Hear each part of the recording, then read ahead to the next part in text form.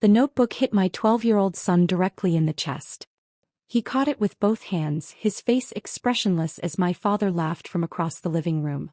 "That's all the education you'll ever need, kid," Dad said from his leather recliner. "Your mother thinks you're some kind of genius, but we both know the truth." Marcus looked down at the cheap dollar store notebook. He didn't respond, just held it carefully. I stood in the doorway of my childhood home. My mother sat on the couch, nervously twisting her hands. My brother David occupied the other chair, smirking at his phone. "Sarah, you need to stop filling the boy's head with nonsense," Dad continued. "All this talk about special schools. He's average at best." Kept my voice level. Marcus scored in the 99th percentile nationally. "Tests don't mean anything," David chimed in. "The real world is what counts." Marcus sat down near the coffee table and opened the notebook. He pulled a pencil from his pocket and began writing. "See? He doesn't even care," Dad laughed. "Probably can't understand half of what we're saying." My mother finally spoke. "Thomas, maybe we should." "Should what, Linda?" Dad gestured at me. "Someone needs to tell her the truth. The boy is 12 and you're still acting like he's something special." I noticed the papers on the side table. The top document read "Final Notice" in red. "Marcus," I said quietly, "go wait in the car." He looked up, closed the notebook and walked past his grandfather without a word. After the front door closed, I picked up the envelope. "What's this about?" Dad's face darkened. "None of your business." "It's an eviction notice," I said. 60 days to vacate." "Put that down," David said, looking up. "Dad's handling it." "Handling it how?" "You're 3 months behind and the property owner is terminating the lease." My mother's voice was barely a whisper. "We had unexpected expenses. Like the new car in the driveway? The one David's been posting about." David stood. "That's different. That's an investment. An investment while your parents get evicted." Dad waved his hand. "We'll figure it out. The landlord will give us more time. The notice says you've already had 2 extensions. This is final." "Then we'll find another place," Dad snapped. "Not your concern, Sarah." I set the notice back on the table. "Is that what you think?" "That's what we know," David said. "You moved away, got your fancy job. You barely visit." "I came because Marcus wanted to see his grandparents." Dad laughed bitterly. "The kid can barely hold a conversation. You should have him tested. There's something not right there." My phone buzzed. A text from my assistant. "Meeting at 4 p.m. confirmed with property management. Documents ready." "I need to make a call," I said, stepping into the kitchen. I could still hear Dad talking. "She's probably calling her therapist. Always making everything dramatic." I dialed quickly. "Hi, James. Yes, I'm still at the address. Forward me the property details." I paused. "Perfect. Send everything." My phone chimed with the email. I opened the attachment and scanned the documents. I walked back into the living room. "So you need to be out by the end of next month?" "We'll manage," Dad said. "Unlike some people, we don't run from problems." "Where will you go?" My mother spoke, her voice shaking. "There's a smaller place 30 minutes from here. Not ideal, but—" "It's a dump," David interrupted. "1 bedroom. Mom and Dad crammed in there with all their stuff." "Then help them," I suggested. He scoffed. "I'm barely making ends meet." "But you could afford a new car?" "That's for work. I need reliable transportation." Dad's phone rang. He glanced at the screen. "It's the property management company." He answered with forced confidence. "Hello? Yes, this is Thomas Anderson." I watched his face as he listened. The confidence drained away, replaced by confusion. Then anger. "What do you mean?" Dad said. "Who authorized that?" Another pause. "But I've been a tenant here for 15 years. He fell silent, his hand tightening around the phone. "Put your supervisor on." David looked between us. "What's going on?" Dad ignored him. "I don't understand. The owner wants what?" His face went pale. "Immediate eviction?" I kept my expression neutral. 24 hours? Dad's voice rose. "That's not legal." "More listening." "Fine. Connect me to the owner." My mother clutched her hands together. "Thomas, what's happening?" He held up one finger, still listening to the phone. Yes, I'll hold. He covered the mouthpiece and looked at my mother. They're saying the owner wants us out in 24 hours. Something about lease violations and property damage. Property damage? David said. What property damage? Before Dad could answer, he uncovered the phone. Hello? I'm here. I want to know who the hell you think you are, changing the terms like this. His face shifted from anger to shock. What? That's impossible. I pulled up the email on my phone again, reviewing the documents one more time. Dad's hand started shaking. My daughter? What does she have to do with anything? He looked directly at me, his eyes wide. You're telling me that Sarah... He couldn't finish the sentence.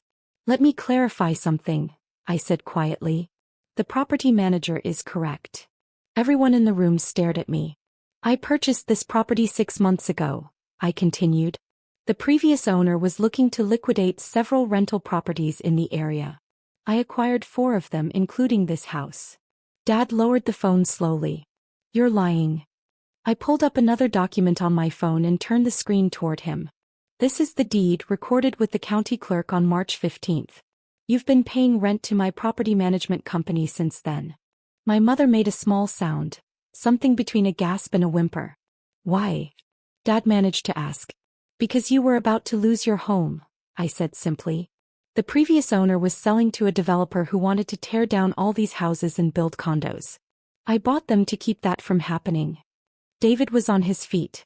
So all this time we've been paying you? You've been paying my property management company, I corrected. Which is standard practice. They handle the day-to-day operations. And the eviction notice, my mother asked weakly. Is real, I confirmed. You're 3 months behind on rent. That's $9,000. My property manager has been trying to work with you, but you've ignored every payment plan they've offered.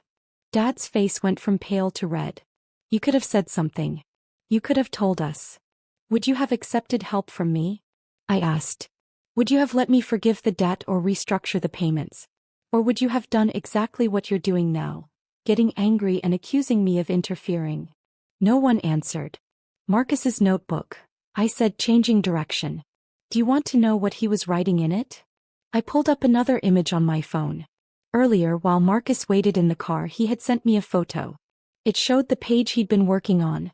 Complex mathematical equations, the kind used in advanced physics. He's been accepted into the National Youth Science Academy, I continued. Full scholarship. They only take 30 students per year from the entire country. He's been working on a paper about quantum mechanics, at 12 years old. I showed them the photo. This is what he was writing in your dollar store notebook. These are graduate-level calculations that he does for fun. My mother covered her mouth with her hand. David sat back down heavily. The reason I don't visit often, I said, isn't because I think I'm too good for this family. It's because every time I do, you spend the entire visit tearing down either me or my son. And I've tried to protect him from that. But he asked to come today. He wanted to give you another chance. Dad still held his phone, though the call had apparently ended. Sarah, The eviction stands, I said. 24 hours to vacate. That's not negotiable anymore. Where are we supposed to go? David demanded. There's a 2-bedroom apartment in the same complex where I live, I said. It's been vacant for 3 weeks. I've held it specifically for this situation. My mother looked up. What? The rent is $1,200 a month, which is half of what you're currently supposed to be paying here. It's close to the senior center where Mom volunteers, and there's a bus line that runs to David's work. I looked at my father. If you want it, the lease is ready. The first month is free. After that, standard terms apply. No family discount. No special treatment. You pay on time or you're out. Dad's jaw worked, but no words came out. There's one condition, I added. Marcus is off limits. Completely. You don't comment on his intelligence, his future, his education, or anything else about him. If I hear one more word like what I heard today, the lease is terminated immediately. You can't do that, David protested. I absolutely can, I said. It's my property, my lease, my terms. My mother stood up slowly. Can I see him? Marcus, I mean. Can I apologize? I considered this. He's in the car. You can try. But he's a lot smarter than any of us give him credit for. He knows exactly what you all think of him. She walked toward the front door, moving carefully as if afraid I might stop her. Dad finally found his voice. This is blackmail. No, I said. This is consequences. You've spent years telling me I was making a mistake, that I was wasting my time, that I'd never amount to anything. You said the same things about Marcus. And all that time I was building something. I was working. I was succeeding. Succeeding, David repeated bitterly. So you buy up properties and lord it over your family? I bought properties to have stable investments and passive income, I corrected. The fact that one of them happened to be your childhood home was coincidental. But when I found out you were getting evicted, I tried to help quietly. I restructured the payment schedule. I reduced the rent. I gave extensions. And you ignored all of it. I pulled out a business card and set it on the coffee table. This is my property manager's direct line. If you want the apartment, call him by 6 p.m. today. After that, the offer expires and you'll need to find your own solution. Dad picked up the card, looking at it as if it might burn him. I need to go, I said. Marcus has violin practice at 5. Violin? David said weakly. He's been playing since he was 7. He's quite good. But you wouldn't know that because you've never asked. I walked to the front door. Through the window I could see my mother standing next to my car, talking to Marcus through the passenger window. He was listening, his face serious. Behind me I heard Dad's voice, quieter now. How much are you worth, Sarah? I paused at the door. Enough that I could have bought this house outright and let you live here rent-free for the rest of your lives. But I knew you'd never accept that.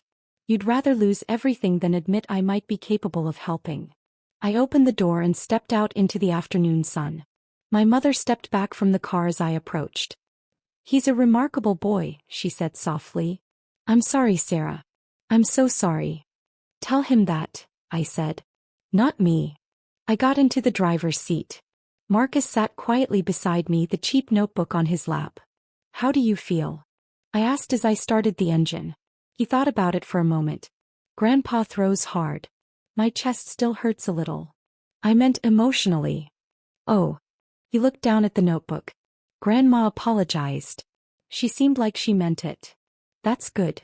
Did you tell them? He asked. About the house. Yes. What did Grandpa say? Not much. He was surprised. Marcus nodded slowly, running his finger along the edge of the notebook. This is actually pretty good paper. Not great but workable. Better than I expected. I smiled despite everything. You want to keep it? Yeah, he said. I think I'll use it for practice problems. The low quality will remind me not to waste space. We drove in silence for a few minutes. My phone buzzed with a text from my property manager. Thomas Anderson just called. Accepted the lease terms. Signing tomorrow morning. They're taking the apartment, I told Marcus. Will things be better now? He asked. I thought about lying, about giving him false hope. But he deserved honesty. I don't know, I said. Maybe. Probably not right away. But at least now they know the truth. That you're successful? That actions have consequences, I corrected. And that underestimating people is a mistake. Marcus opened his notebook again, clicking his pencil. Can we stop for pizza before violin? Absolutely. As we drove away from my childhood home, I glanced in the rearview mirror. My father stood in the doorway watching us leave. He looked smaller somehow, diminished. My phone buzzed again. Another text, this time from my mother. Thank you. For everything. I know we don't deserve it. I didn't respond. Some things didn't need words. Marcus was already absorbed in his calculations, his pencil moving steadily across the cheap paper. Tomorrow he'd be back to his advanced studies, his scholarship applications, his quantum mechanics research.